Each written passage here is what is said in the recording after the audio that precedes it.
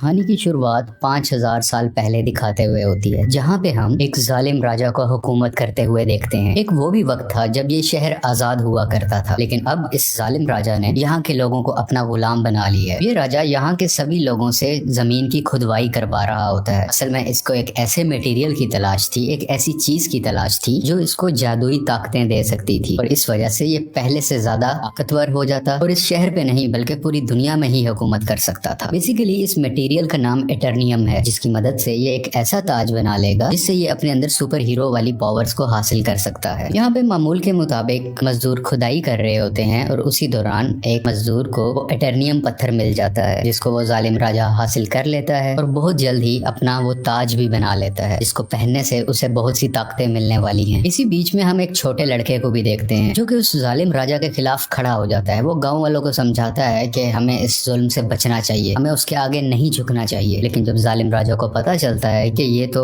मेरे खिलाफ खड़ा हो रहा है, तो वो उसे मारने का हुक्म दे देता है। और जैसे ही उसको मारा जा रहा होता है तो वो लड़का एकदम से गायब हो जाता है और एक ऐसी जगह पे आ जाता है जहाँ पे बहुत से देवता बैठे हुए थे। ये 6 गॉड्स या देवता इस बच्चे को कहते हैं कि तुमने हिम्मत की, हमें बहुत अच्छा लगा, इसलिए हम तुम्हें एक ऐसी पावर देने जा रहे हैं जिससे तुम एक लफ्ज शज़ाम बोलोगे तो तुम्हारे अंदर हम सब की पावर्स आ जाएंगी और तुम इतने ताकतवर बन जाओगे कि तुम आराम से उस जालिम राजा को हरा सकते हो। ये छोटा लड़का करता भी ऐसे है, वो शज़ाम बोलता है और बहुत ज्यादा पावरफुल बन जाता है और फौरन ही वो उस राजा के महल में आ जाता है, जहाँ पे वो अपना शैतानी ताज पहन रहा होता है कि उसके पास बहुत सी पावर्स आ जाए। लेकिन ये छोटा लड़का जो शज़ाम बोलने के बाद अब बहुत पावरफुल बन चुका है, वो वहाँ आके तबाही मचा देता है और सबको मारने लगता है। ये इतने गुस्से में होता है कि जालिम राजा के साथ साथ वहाँ के पूरे शहर को ही तबाह कर डालता है। और यहीं से कहानी जाती है 5000 साल बाद और हम प्रेजेंट का टाइम देखते हैं। अभी के टाइम पे भी हमें वही शहर दिखाया जाता है जहाँ पर एक गैंग ने पूरे तरीके से इस शहर पे कब्जा किया होता है। ये लोगों पे जुल्म कर रहे हैं, लूट मार कर रहे हैं, पूरी तरह से इस शहर को कंट्रोल में कर रखा है। असल में इस गैंग का एक ही मकसद है कि उस ताज को तलाश करना, यानी कि ये उसी क्राउन, उसी ताज को तलाश कर रहे होते हैं जो आज से 5000 साल पहले उस जालिम राजा ने बनाया था। वो खुद तो मारा गया था, लेकिन उसका ताज अभी भी कहीं ना कहीं इसी शहर में ही दफन है। अब हम एक लड़की को देखते हैं जिसका नाम एड्रियाना है। वो भी इसी ताज को ही ढूंढ रही होती है। ये लड़की पुरानी चीजों को ढूंढने में काफी एक्सपर्ट है, क्योंकि ये आर्कियोलॉजिस्ट है, यानी ये वो लोग होते हैं जो जमीन की खुदाई करते हैं और हिस्ट्री की बहुत सी चीजों के बारे में काफी मालूमात भी रखते हैं। तो ये लड़की एड्रियाना एक केव में जाती है, एक गार में जाती है, जहाँ पे काफी कोशिशों के बाद इसको वो ताज मिल भी जाता है। अभी एड्रियाना और उसके साथी इसी बात को लेके खुश हो ही रहे होते हैं तो हमें पता चलता है कि इसी का एक साथी जिसका नाम इस्माइल है, वो उसी गैंग के साथ मिला हुआ है जिसने पूरे शहर पे कब्जा कर रखा है। तभी इस्माइल अपने साथ आए हुए एक साथी को मार देता है और अपने गैंग के दूसरे लोगों को भी उसी गार में बुला लेता है।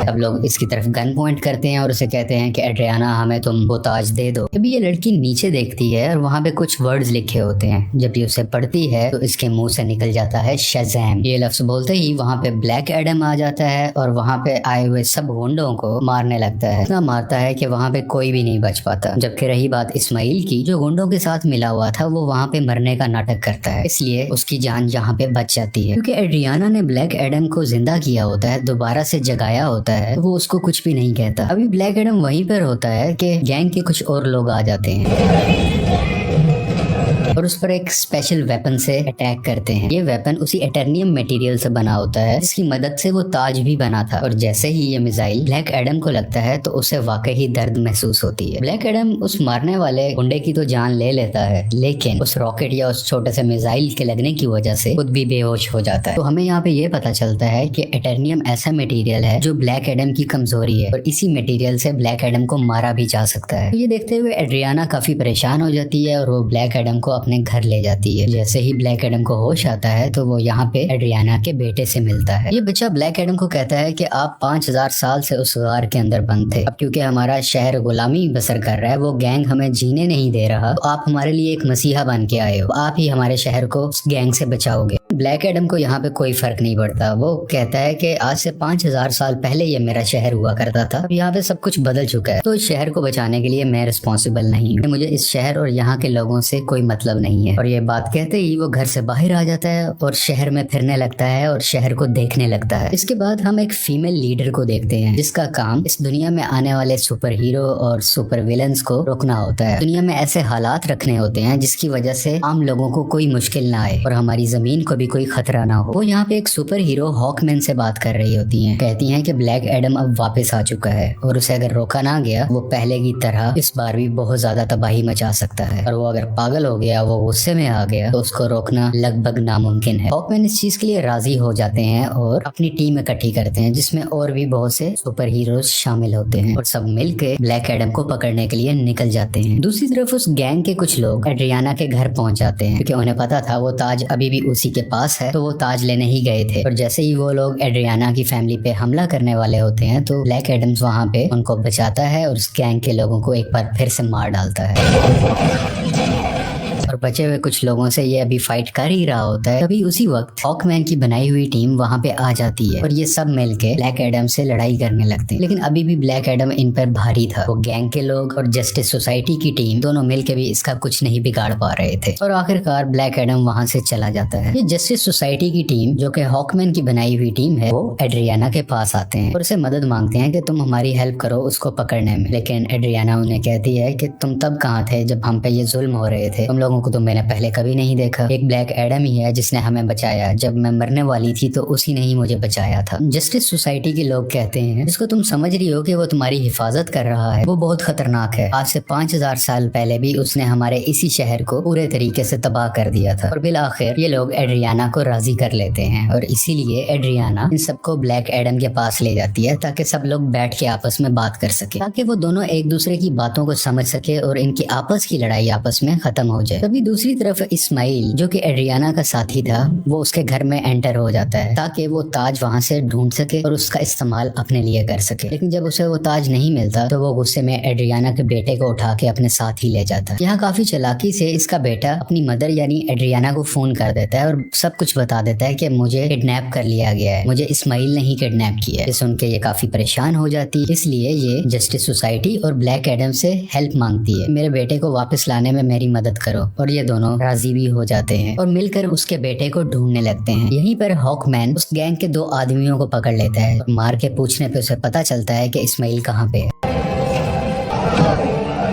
इस्माइल ने उसके बेटे को एक खुफिया जगह में रखा है जो कि एक रेगिस्तान में है। और जब ये सब यानी ब्लैक एडम और जस्टिस सोसाइटी उस जगह पर पहुंचते हैं तो देखते हैं कि इस्माइल ने उसके बेटे पे गन पॉइंट की हुई है। और यहाँ पे इस्माइल एक राज बताता है कि वो गैंग जो पूरे शहर में तबाही मचा रहा है उसका लीडर मैं ही हूँ और ये सब गुंडे मेरे लिए ही काम करते हैं। इसलिए वो एड्रियाना को कहता है कि अगर तुम्हें अपने बेटे की जान बचानी है तो मुझे वो ताज दे दो। तो ये परेशान माँ उसको वो ताज दे देती है ताकि उसके बेटे की जान बच सके, लेकिन इसके बावजूद भी वो उस बच्चे पे गोली चला देता है। और जैसे ही ब्लैक एडम ये देखता है तो वो तेज स्पीड से उड़ता हुआ उसके आगे आकर उस बच्चे की जान बचा लेता है और यहाँ पे इस्माइल को अपनी लाइटनिंग से जला के मुकम्मल तरीके से खत्म कर डालता है।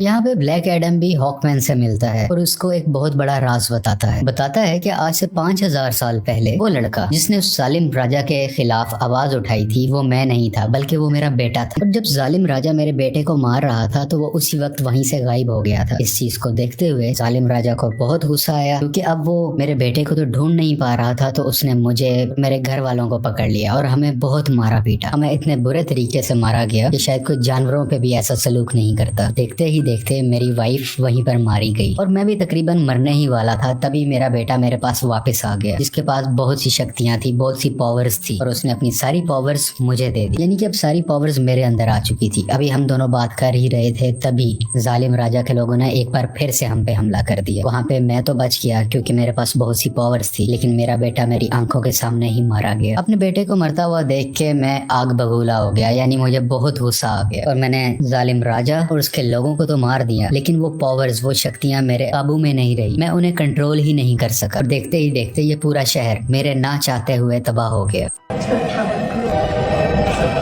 मेरा ऐसा करने की वजह से उन देवताओं ने, जिन्होंने मेरे बेटे को शक्ति दी और वो शक्ति अब मेरे पास है, वो बहुत नाराज हो चुके थे कि मैंने अपनी पावर का मिसयूज किया है, मैंने अपनी पावर को कंट्रोल में नहीं रखा। इसीलिए उन्होंने मुझे उस केव में बंद कर रखा और मैं कई हजार साल तक उस केव, उस गार के अंदर बंद रहा। जब एड्रियाना ने आके नाम लिया तो मैं एक बार दोबारा से जिंदा हो गया। यहाँ पे ब्लैक एडम को अभी भी बहुत अफसोस होता है कि उसकी वजह से पहले भी बहुत ज्यादा तबाही मची और अब भी बहुत ज्यादा तबाही मची है, बहुत से लोग मारे गए। वो हॉकमैन को कहता है कि मैं सरेंडर करना चाहता हूँ, मैं अपनी पावर्स को खत्म करके तुम लोगों के हवाले करना चाहता हूँ ताकि मेरी वजह से किसी को कोई नुकसान ना पहुंचे। इसके बाद ब्लैक एडम शज़ैम का वर्ड बोलता है, जिससे वो वापस से अपनी एक नॉर्मल फॉर्म में आ जाता है, यानी वो एक नॉर्मल इंसान बन जाता है जिसके पास इस वक्त सुपर पावर्स नहीं है। और जब तक ये दोबारा शज़ैम नहीं बोलेगा तब तक ये वापस से ब्लैक एडम नहीं बन सकता। इसलिए ये इनसे रिक्वेस्ट भी करता है, तुम मेरे साथ कुछ ऐसा करो कि मैं दोबारा से ये वर्ड बोल ही ना सकूं। आखिरकार ब्लैक एडम को पानी के अंदर डाल दिया जाता है और उसके मुंह में एक ऐसी डिवाइस लगा दी जाती है जिस वजह से ये बोल ही ना पाए। ये एक छोटी सी जेल होती है जिसमें ब्लैक एडम को बंद कर दिया जाता है। दूसरी तरफ हमें इस्माइल को दिखाया जाता है जो कि मर चुका था और अब वो हेल के अंदर आ गया है। इस्माइल को एक बात शुरू से पता थी कि अगर वो उस ताज की ताकत को हासिल करना चाहता है तो उसका तरीका ये है कि उसको वो ताज अपने हाथ में पकड़ना होगा और उसी वक्त कोई ना कोई उसको मारे ताकि वो मर के हेल में आ जाए, यानी कि जहन्नुम में आ जाए और वो हेल के डीमन से यहाँ पे मिल सके जिनसे वो पावर हासिल कर सके। ये सारी बातें इस्माइल शुरू से ही जानता था, इसीलिए उसने ब्लैक एडम को उकसाया कि मैं जैसे ही एड्रियाना के बेटे को मारूंगा ब्लैक एडम आके उसे बचाएगा और मुझे मार डालेगा और उसी वक्त ताज भी उसके हाथ में ही था। ये सब बातें ये शुरू से जानता था और सब कुछ इसके प्लान के मुताबिक ही हो रहा था। यहाँ हेल के डीमंस इस्माइल से मिलते हैं और उसको अपनी पावर्स दे देते। पहले जैसा इंसान नहीं था, ये सबाक बन चुका होता है। इन पावर्स के साथ इस दुनिया में आ जाता है और हर तरफ तबाही मचाने लगता है। जैसे ही जस्टिस सोसाइटी को इसके बारे में पता चलता है तो वो इसके मुकाबले के लिए इसके सामने आते हैं। यहाँ पे काफी देर लड़ाई चलती रहती है, लेकिन सबाक क्योंकि बहुत ज्यादा पावरफुल था तो ये सब मिल के भी उसको नहीं रोक पा रहे थे।